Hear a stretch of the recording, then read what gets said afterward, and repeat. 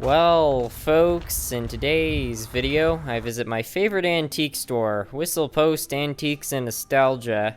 I've done some videos at this store before, and I really enjoy visiting this place because they have quite a few model train pieces throughout the store, and you never really know what you're going to find, and I found some great treasures here in the past. And today's visit, I found something I really wasn't expecting to find. Check this out. It's a vintage 1970s TYCO Canadiana boxcar. Hell yeah, this is so cool. I was really not expecting to find one of these. I've been looking for one for quite a while now, and you won't believe what I got it for, so that was pretty special. They had some other pieces, but this was the best. So here it is, my vintage 1970s TYCO Canadiana boxcar. I'm so happy I found one of these. These are just so interesting. You know, TYCO really never made the most reliable stuff out there, but you have to give them credit. They definitely made some of the coolest rolling stock out there. I mean, just look at this. I really like what they did with the different colors of maple leaf and the Canadiana symbol right there. It's just so cool. Now, I got this thing really cheap. The store owner is so nice. I brought this over to him. It didn't have a price tag on it. And he picked it up and he looked over it and he said, it's missing some wheels. And I was like, oh, it doesn't really bother me. I was like, how much you want for it? And he said, well, it's missing parts. You can have it. And I was like, are you sure?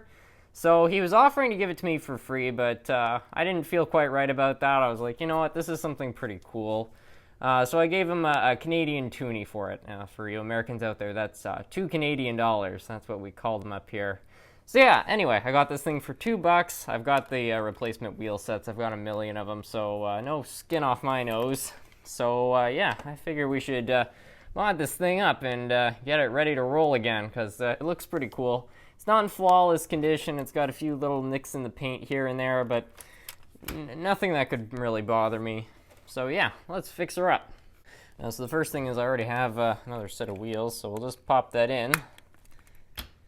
And just like that, it's mobile again. But I think we should go a step further. Rapido wheels. Not so sure how it's going to perform, because the last TYCO boxcar I tried to put Rapido wheels on. I didn't react so well with it. It was the Hershey boxcar. But we'll see. Try putting these on. I'll add oil later, but they might not. That's spinning freely. That's perfect. Heck, if all the wheels turn like that, this thing is going to be mint. Yeah, so that one's not turning quite as well. Let's see how the last one does.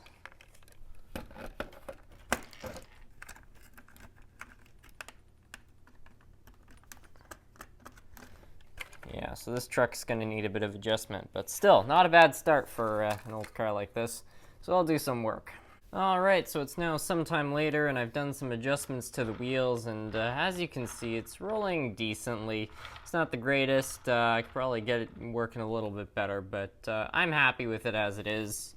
But I want to go all the way with this little upgrade. We're going to be putting knuckle couplers on it, so what I'm going to attempt to do now is just take this piece out. There we go. And I actually took the coupler off another older piece of stock I had, and I noticed this. So this is some sort of piece that I think goes in here to kind of create a better coupling box so that the new coupler doesn't kind of teeter. So to get the old coupler out, I'll do this with the close-up camera so you guys can see what I'm doing. So I wouldn't be being honest with you guys if I told you I know exactly how to do this perfectly, so I'm just going to show you what I usually do to get these things out. Kind of tip that up and pull the coupler out. So there goes that. And I'll just find the new parts. So what we're going to do here is we're going to actually put the coupler in here like so, with this part facing down, the air hose facing down. Get the whiskers in there.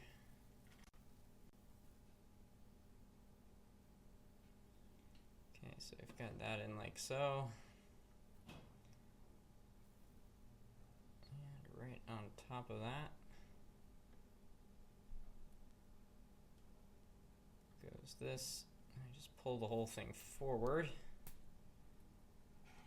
And yeah, there we go. I don't know if that's how you're properly supposed to do this, but it works. Alright, check it out. Our vintage Canadiana boxcar fitted up with knuckle couplers and metal wheels. I think it's not looking too bad. So I think there's only one thing left to do.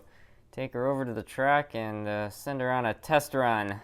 And I mean, let's be honest here. What else are you going to pull a vintage TYCO Canadiana boxcar with other than a vintage TYCO Canadiana shark nose?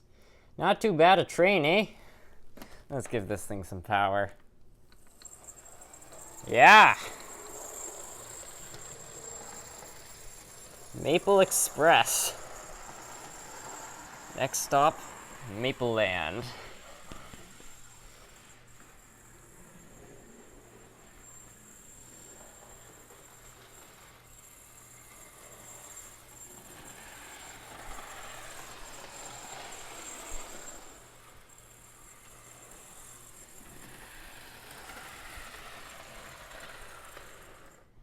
Well, folks, I'd say I'm pretty happy with that. I mean, yeah, I think it's a pretty good-looking boxcar.